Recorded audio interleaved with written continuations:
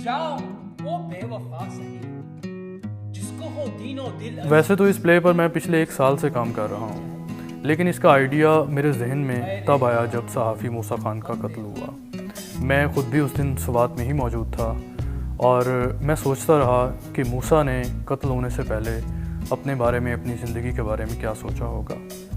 इस प्ले में सहाफ़ी नेमतुल्लाह भी एक ऐसी ही सिचुएशन से दो चार है।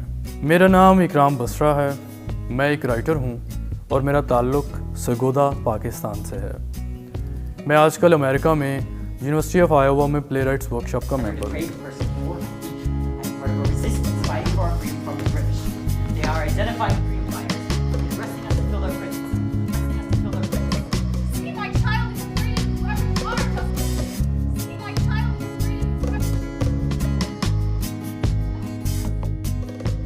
ये वन मैन शो है जिसमें एक सहाफ़ी की ज़िंदगी और पेशे के मुख्तलिफ़ पहलुओं को सामने लाते हुए ये दिखाया गया है कि उसके मसाइल 9/11 से पहले क्या थे और बाद में क्या हैं, और कैसे आलमी सतह पर रियासतों के आपस में इख्तलाफात और तसादुम से एक आम आदमी की ज़िंदगी को फ़र्क पड़ता है। इस प्ले में lead role Hollywood actor Awais Ahmed ने अदा किया है।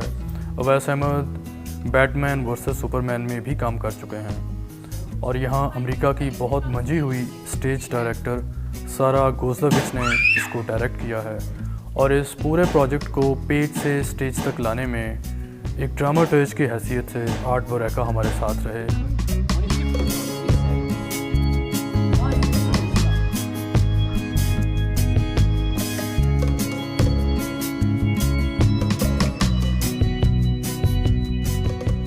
पाकिस्तान जैसे डाइवर्स मुल्क में थिएटर की अहमियत और भी ज़्यादा है। थिएटर वो वाहिद आर्ट फॉर्म है जिसमें आर्ट की बाकी सारी फॉर्म्स एक्टिवली कोलैबोरेट करती हैं।